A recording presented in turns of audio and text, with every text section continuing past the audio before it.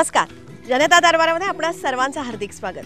निरनिराळ्या सकारात्मक प्रयत्नांची माहिती आपण आपल्या या जनता दरबारमधून करून घेत आहोत आणि आमचे हे जे प्रयत्न आहेत ना हे तुम्हाला अतिशय आवडतात हे तुमच्या सगळ्यांच्या प्रतिसादावरून आमच्या नक्कीच लक्षात येत आहे आणि त्यासाठी जास्तीत जास्त वस्तुनिष्ठ माहिती आम्ही तुमच्यापर्यंत पोहोचवत आहोत. पण त्याही पलीकडे जाऊन आम्ही ही जी माहिती देतो ना ही माहिती तुम्हीही तुमच्या अनुभवांच्या किंवा बुद्धीच्या जोरावरती पडताळून बघण्याची आवश्यकता आहे. आता मंडळी, मागचाच जर का एपिसोड आपण बघितला ना तर वनौषधींच्या विषयीचा तो एपिसोड होता आणि ह्या एपिसोड विषयी आमच्याकडे मोठ्या प्रमाणावरती विचारणा झालेली. मंडळी, खरं तर हे जे वनौषधींचं हे जे ज्ञान आहे ना हे पूर्वापार आपल्याकडे चालत आलेले, पण सध्या कुठेतरी ते लुप्त व्हायला लागलेलं आहे आणि त्यासाठी ह्या विषयीची जनजागृती किंवा ह्या ज्ञानाचं संवर्धन व्हावं, जतन व्हावं यासाठी सरकारी पातळीवरून प्रयत्न होत आहेत किंवा आदिवासी विकास विभागाच्या ह्या बाबतीमध्ये अनेक योजना सुद्धा आहेत. विविध प्रकारचा निधी सुद्धा ह्यासाठी पुरवला जातो. पण मंडळी, ह्या ज्या सगळ्या वनौषधी आहेत ना ह्या आपल्याला ओळखताच आल्या नाहीत तर त्याचा काय उपयोग होणार हे जाणून घेऊन जाधव गुरुजींचं ह्या बाबतीतलं जे कार्य आहे ना ते आपण मागच्या भागातून आपल्या सगळ्यांपर्यंत पोहोचवलेलं होतं.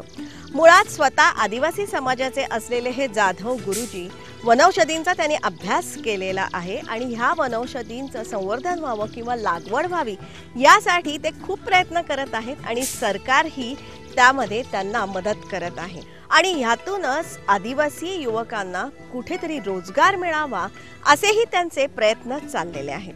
त्याच अनुषंगाने आपल्याला सुद्धा जर का वनौषधींचं ज्ञान मिळवायचं असेल तर त्यासाठीही सरकारतर्फे किंवा जाधव गुरुजी प्रशिक्षण देत असतात. हे प्रशिक्षण आपण घेण्याची गरज आहे. निरनिराळ्या शारीरिक व्याधींवरती उपचार करणारे असे हे सगळ्या वनौषधींचे उपचार आहेत. त्याविषयीची माहिती आपण जाणून घेत आहोत आणि त्यासाठी सातत्याने हे विषय आम्ही जनता दरबारच्या माध्यमातून आपल्यापर्यंत पोहोचवत आहोत, जेणेकरून ही सगळी माहिती आपल्याला मिळेल.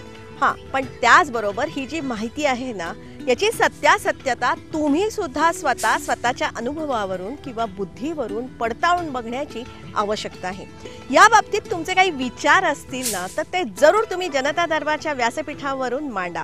पण त्यासाठी जनता दरबारमध्ये जास्तीत जास्त संख्येने आपण सामील व्हायला पाहिजे. त्यासाठीच तुमचा आमचा सर्वांचा जनता दरबार. जनता दरबार मधला आपला आजचा विषय खूप चांगला आहे, तुम्हाला सगळ्यांना अतिशय आवडेल असाच आहे आणि आजचा हा विषय मांडताना आमच्याही सगळ्यांच्या मनामध्ये आनंदाची कारंजी अक्षरशः थुई थुई नाचत आहे. कारण दुष्काळाच्या तीव्र झळांनी चिंताग्रस्त झालेल्या आपल्या सर्वांना एक अतिशय आनंदाची बातमी आम्हाला द्यायची आहे. ती अशी आहे की येत्या कालखंडामध्ये म्हणजे सप्टेंबर ते 10 ऑक्टोबर पर्यंत आपल्या राज्यामध्ये सर्वत्र पाऊस पडणार आहे आणि तशा प्रकारची पावसाला सुरुवात सुद्धा झालेली आहे. आणि या क्षणी आपण पाहू शकतो की सध्याचं हवामान हे कसं अनुकूल बनतं आहे. ही साधारणपणे महाराष्ट्रावरती आता ढगांची दाटी जमू लागलेली आहे. इथं साधारणपणे 1006 हेक्टोपास्कल इतकं हवेचा दाब आहे. मराठवाडा भागात 1004 हेक्टोपास्कल हवेचा दाब आहे.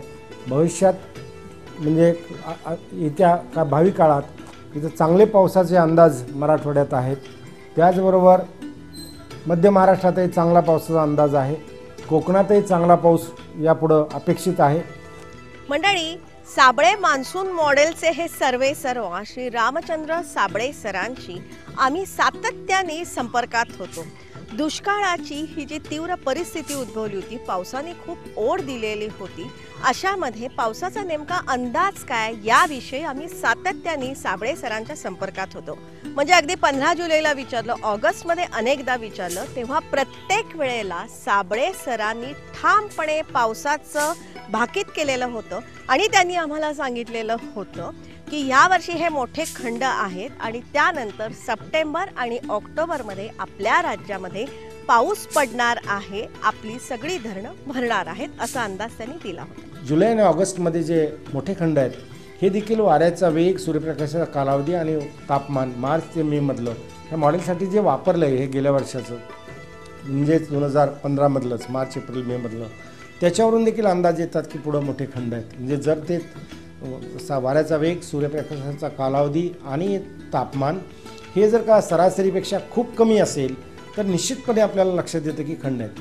आणि मग एकूण जो पाऊस मॉडेलद्वारे काढलेला आहे त्यातला झाला किती आणि आता होणार आहे किती याच्यावरून सप्टेंबरमध्ये निश्चित पाऊस होणार आहे हे मॉडेल मी आपल्याला सांगत होतो आणि ते मॉडेलच्या अंदाजानुसार सांगत होतो, साबळे मॉडेलच्या अंदाजानुसार सांगत होतो. मंडळी, वास्तविक जागतिक हवामान शास्त्रज्ञांनी ह्या वर्षी तीव्र दुष्काळाचे संकेत दिलेले आहेत किंवा अंदाज दिलेला आहे आणि त्यामुळे सर्वत्र एक प्रकारची गंभीर चिंता किंवा तसं वातावरण आहे. पण त्याही परिस्थितीमध्ये साबळे मान्सून मॉडेलनी जी निरीक्षणं किंवा जे अंदाज वर्तवलेले आहेत ना ते दिलासादायक आहेत. तर मॅडम आपण म्हटल्याप्रमाणे परिस्थिती अशी आहे की साधारणपणे एल निनोच्या प्रभावामुळं हा जुलै आणि ऑगस्टमधला खंड असं बहुतेक शास्त्रज्ञ सांगतात. पण मी सांगताना हे सांगत होतो की भारतामधल्याच, महाराष्ट्रामधल्याच स्थानिक ठिकाणचं मार्च एप्रिल मेचं हवामानामध्ये आपल्याला घट दिसून येते, तापमानात घट दिसून येते, वाऱ्याच्या वेगात घट दिसून येते, सूर्यप्रकाशाच्या कालावधीत घट दिसून येते मार्च एप्रिल मेमध्ये. त्यानुसार खंड पडणार आहेत आणि त्यांचं अनुमान होतं एल निनोशी. बहुतेक आंतरराष्ट्रीय कीर्तिशास्त्रज्ञांचं अनुमान एल निनोशी होतं. माझं अनुमान मॉडेल्समधल्या आकडेवारीशी होतं आणि त्याच्यावरून आपले अंदाज करेक्ट येत आहेत असं माझं स्वतःचं मत आहे आणि त्यानुसारच मी ठाम होतो की पाऊस हा होणार आहे. असंच घडलं 2009मध्ये. 2009मध्ये बराच काळ लोकांना असं वाटत होतं की फार मोठा दुष्काळ आहे आणि मी मात्र पुढं सांगत होतो की ऑगस्ट नंतर पाऊस आहे आणि त्यावेळेला ते रिअलाईज झालेलं होतं 2009मध्ये. 2009 हे देखील एल निनोचं वर्ष होतं. त्यावेळेला देखील अशीच परिस्थिती निर्माण झाली होती आणि सप्टेंबरमध्ये, ऑक्टोबरमध्येही पाऊस चांगले झाले. तसं यावर्षी देखील सप्टेंबरमध्ये आणि ऑक्टोबरमध्ये चांगले पाऊस होणार आहेत हे मी पहिल्यापासून सांगतो आहे. आपल्याशी मला वाटतं ऑगस्टमध्ये पण आपल्याशी बोलणं झालं होतं. त्यावेळेला देखील मी सप्टेंबर ऑक्टोबरमध्ये पाऊस चांगले होतील असं सांगत होतो आणि त्यानुसार आता यापुढं घडणार आहे. त्याच अनुषंगानं मंडळी, पावसाबाबत आपल्या राज्याचा नेमका आढावा काय आहे ते जाणून घेऊया. आता साधारणपणे सप्टेंबरमधली मी जी आकडेवारी विविध ठिकाणची पाहिलेली आहे ती साधारणपणे 250 ते 300 ते 350 मिलीमीटरपर्यंतची सर्वसाधारणपणे आकडेवारी आहे म्हणजे होणारा पाऊस. आणि मात्र कोकणामधले काही वेळेला तिथं 1000 मिलीमीटरपर्यंत देखील सप्टेंबरमध्ये पाऊस होऊ शकतो. डिपेंड्स कसं असतं की हवेचे दाब किती कमी होतात आणि वारा जो बाष्प घेऊन येतो आहे त्यात किती मोठ्या प्रमाणात बाष्प आणतो आहे, किती मोठ्या प्रमाणात ढग जमत आहेत त्यावर हे पावसाचं साधारणपणे प्रमाण अवलंबून राहतं. आणि मग मध्य महाराष्ट्र, विदर्भ, मराठवाडा आणि या भागामध्ये साधारणपणे 300-350 मिलीमीटर सप्टेंबरमध्ये आणि ऑक्टोबरच्या पहिल्या आठवड्यापर्यंत पाऊस होतो. हा पाऊस देखील इतक्या जोराचा आणि वेगाने होतो की त्यावेळेला ही जी पाणी वाहून जातं हे पाणी वाहून जाणारं धरणांमध्ये आपल्याला धरणं भरण्यासाठी उपयोगी पडतं, विहिरींना पाणी लागण्यासाठी उपयोगी पडतं, छोटे छोटे डॅम आणि छोटे छोटे बंधारे जे बांधलेले आहेत ते भरण्यासाठी उपयोगी पडतं आणि त्यातूनच हे सगळं भरून जाईल असा माझा अंदाज आहे. मंडळी, आता प्रत्यक्ष नकाशा वाचन करूनच पावसाचा आढावा आपण घेऊया. आता हा जो नकाशा आपण पाहतोय हा सप्टेंबर महिन्यात पावसानंतर बदलेल, हे चित्र बदलेल आणि आपल्याला असं दिसेल की ही जे अतिशय कमी जे आहे ते साधारणपणे या दरम्यान काही दिवसात येऊ शकेल, त्यानंतर काही आणखीन बदल होतील. मात्र यातले काही तालुके आपल्याला असे दिसतील की त्या तालुक्यांमध्ये अल्पसा पाऊस राहण्याची शक्यता आहे. आम्ही आता गेले काही दिवस रिव्ह्यू करतो आहे IMDमध्ये. जेव्हा आम्ही बसतो ॲग्रिकल्चर मेट्रोलॉजी डिपार्टमेंटला दर मंगळवारी आणि शुक्रवारी, तेव्हा आम्ही जेव्हा याचा फॉलोअप घेतो तेव्हा असं आमच्या लक्षात येतं की काही तालुक्यांमध्ये चांगला पाऊस होतो आहे, काही तालुक्यात अजून व्हायचा आहे. तर त्या शेतकऱ्यांनी देखील घाबरून जायचं कारण नाही आहे किंवा ज्या तालुक्यांमध्ये आत्ता पाऊस झालेला आहे, चांगला पाऊस झालेला आहे, पण काही तालुक्यांमध्ये अद्याप व्हायचा आहे, तर तिथं देखील यापुढं चांगल्या पावसाचा अंदाज आहे, होऊ शकेल. पावसासाठी अनुकूल परिस्थिती आहे आणि त्यासाठीच हवेचा दाब असेल किंवा वाऱ्यांची दिशा असेल, समुद्राच्या पाण्याचं तापमान असेल किंवा ढगांची परिस्थिती असेल, हे सगळं आपण नकाशावरून जाणून घेऊ शकतो. सुरुवातीला आपण हवेचा दाब बघून घेऊया. आता तुम्ही बघत असाल किनारपट्टीवरती 1006 हेक्टापास्कल इतका हवेचा दाब आहे आणि मराठवाड्यावरती तो 1004 हेक्टापास्कल इतका हवेचा दाब आहे. म्हणजे जर का आपण जाणून घेतलं ना तर हा हवेचा दाब खूप कमी आहे. आता या नकाशामध्ये आपल्याला हे स्पष्ट दिसतंय की महाराष्ट्राच्या या भागावर 1006 हेक्टोपास्कल एवढा हवेचा दाब आहे. हा हवेचा दाब आत्ता कमी झालेला आहे, गेल्या 2 दिवसात कमी झालेला आहे. म्हणून आपल्याला पाऊस महाराष्ट्रामध्ये काही ठिकाणी दिसत आहेत की पाऊस होत आहे. हा 1006 हेक्टोपास्कल आहे. आता इथं जर आपण पाहिलं तर हा संपूर्ण मध्य भारत 1004, त्याचप्रमाणे इथं पूर्व विदर्भ आणि काही मराठवाड्याच्या भागामध्ये 1004 हवेचा दाब आहे. त्यामुळं पुढं पाऊस या भागात चांगल्या प्रकारे पाऊस होतील असा सरळ अंदाज आहे. आता या दृष्टीनं दुसऱ्या बाजूनं आपण पाहिलं तर इथं 1008 हेक्टोपास्कल हवेचा दाब आहे. त्यामुळं वारे नैऋत्येकडनं पण येत आहेत आणि हे आणि मग इकडनं येणारा हा जो प्रेशर आहे ईशान्येकडचं, हे देखील या दिशेनं मोठ्या प्रमाणात ढग आणि वारे या दिशेनं आपल्याला शिरकाव करताना दिसतील. मोठ्या प्रमाणात ढग वाहून आणतील, आर्द्रता वाहून या बाजूने आणतील. तो परतीचा मान्सून असेल, इकडनं येणारा देखील पाऊस असेल, हा बाजूने येणारा हा परतीचा मान्सून असेल. मात्र इथनं जो नैऋत्य मान्सून आता वारे आज शिरत आहेत त्या दिशेनं देखील आपल्याला हा पश्चिम बाजूने देखील आपल्याला कोकणामध्ये पावसाची शक्यता आपल्याला निर्माण होणार आहे सप्टेंबर अखेरपर्यंत. आपल्या उपग्रहांवरून आपल्याला सातत्याने ज्या इमेजेस किंवा फोटो येत असतात ना, तेही आपण जाणून घेऊया. आणि हा तुम्ही फोटो बघा, ह्याच्यामध्ये ढगांची रचना आपल्या लक्षात येईल. काय आता हे क्लाउड्स इथं आहेत, हे आपल्याला नैऋत्य मोसमी पाऊस देऊ शकतात. आणि हे क्लाउड्स जे आहेत इकडचे आणि इकडचे येणारे, हे आपल्याला परतीचा मान्सून देऊ शकतात. हे इकडचे हे जे क्लाउड्स आहेत, यातनं येणारे जे नंतर किंवा इकडनं येणारे जे क्लाउड्स, पुढची क्लाउड सिस्टीम आहे ती देखील अशी येऊ शकते. ते इथला आता हवेचा दाब आपण पाहिला 1008 आहे. आता इथे 1006 आहे. मग हा सगळा 1006च्या दिशेने जाणार. ज्या दिशेला हवेचा दाब कमी आहे त्या दिशेला जाणार. पाऊस आहे. समुद्राच्या पाण्याचं तापमान सुद्धा आपल्याला या उपग्रहावरून आपल्याला अक्षरशः समजत असतं. आता समुद्राच्या पाण्याचं तापमान ही आपण इंटरनेटवरून बघू शकतो. इथे जर का आपण ह्या चित्रामध्ये जर का बघितलं ना, तर भारताच्या दक्षिणेला हा जो समुद्र आहे ना, ह्याच्या पाण्याचं तापमान खूप वाढलेलं आपल्याला दिसतंय. तशा प्रकारचे रंग आपल्याला दिसत आहेत. आणि जेव्हा असं पाण्याचं तापमान वाढतं ना, तेव्हा तिथे वाफ मोठ्या प्रमाणावरती होते त्या पाण्याची आणि अर्थात तिथे बाष्प त्या पाण्याबरोबर जातं आणि त्याचे ढग बनतात आणि त्यातून पाऊस पडू शकतो. हा केल्विन्समध्ये तापमान आहे. आता हे युनिट आहे. आता हा जो येलो रंग दिसतोय हा भरपूर 300पर्यंत आता केल्विन्सपर्यंत इथलं तापमान पाण्याचं वाढलेलं आहे. हे देखील वाढलेलं आहे. हा जो लाल रंग दिसतो त्याचं तापमान आहे 303 ते 304 केल्विन्स. म्हणजे एकदम गरम पाणी आहे, हे थंड पाणी नाही आहे, हे अतिशय गरम पाणी आहे. ह्याचंच लक्षण असं आहे की याच्यापासून पाण्याची वाफ मोठ्या प्रमाणात होणार आहे आणि होते. आणि हीच वाफ आपल्याला नैऋत्य मोसमी वाऱ्यांना द्वारे मिळणार आहे. त्याचप्रमाणे हा जो इकडचा जो पूर्व किनारा आहे, तो पूर्व किनाऱ्याच्या भागात बंगालच्या उपसागराच्या बाजूनं देखील आपल्याला काही मोठ्या प्रमाणात पावसाची या पुढील काळात शक्यता आहे. या भागात देखील मोठ्या पावसाची शक्यता आहे. कोकणात तो अंदाज या समुद्राच्या पाण्याच्या तापमानाच्या वाढीशी मिळता जुळता आहे. ज्या वेळेला हे समुद्राच्या पाण्याचं तापमान वाढतं त्यावेळेला मोठ्या प्रमाणात बाष्पीभवन होतं. बाष्पीभवन झाल्यानंतर हवेचे दाब कमी होतात. वारे ज्या दिशेने हवेचे दाब कमी आहेत त्या दिशेने वाहतात आणि पाऊस देतात. त्यानुसार हा पाऊस होणार आहे. आणि हा पाऊस भावी काळामध्ये सातत्यानं आपल्याला कदाचित 8-15 दिवस आपल्याला या पद्धतीनं हे तापमान आणखीन वाढेल. कदाचित ज्या वेळेला या ठिकाणी साधारणपणे हे लाल रंग दिसतात अशा प्रकारचं जर तापमान जास्त असेल तर खूप मोठे पाऊस आपल्याला अपेक्षित आहेत. आता वाऱ्यांच्या दिशेचाही आपण अभ्यास करू शकतो आणि त्यासाठी हा आपण नकाशा बघूया. हा भारत इथं आहे बघा, इथं भारत आहे. हे सगळे क्लाउड्स आहेत. ही साधारणपणे वारे एकमेकात इथं फिरत आहेत मोठ्या प्रमाणात.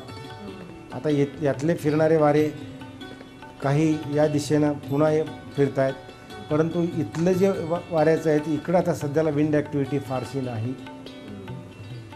जी आपल्याला ही दिशा अशी मिळायला पाहिजे, वारे फिरत आहेत किंवा येत आहेत, वेग आहे त्यांना.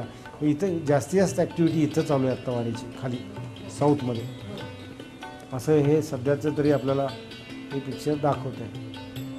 मंडळी, ह्या साऱ्या घटकांबरोबरच एल निनोच्या प्रवाहांचा मान्सूनवरती फार मोठा परिणाम होत असतो. आपल्या सगळ्यांना माहिती आहे, एल निनो हे उष्ण पाण्याचे झरे आहेत जे प्रशांत महासागरामध्ये ठराविक कालावधीमध्ये निर्माण होत असतात.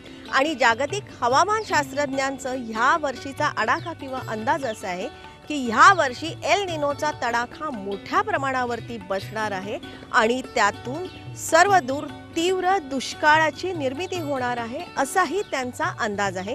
एकंदरीत अतिशय गंभीर असंच हे वातावरण आहे किंवा हवामानाची हालचाल आहे. याचा अर्थ असा सांगू शकतो की आजही एल निनो ॲक्टिव्ह आहे आणि जगातले जे शास्त्रज्ञ आहेत, अमेरिकेचे शास्त्रज्ञ, जागतिक हवामान संघटनेचे शास्त्रज्ञ, ऑस्ट्रेलियाचे शास्त्रज्ञ, यांचं असं म्हणणं आहे, अलेक्स म्हणून एक शास्त्रज्ञ आहेत, मग बाकीचे आणखीन काही वेगवेगळे आहेत, यांनी असं म्हणलं की हा एल निनो जानेवारी अखेरपर्यंत प्रभावी राहणार आहे, जानेवारी 2016.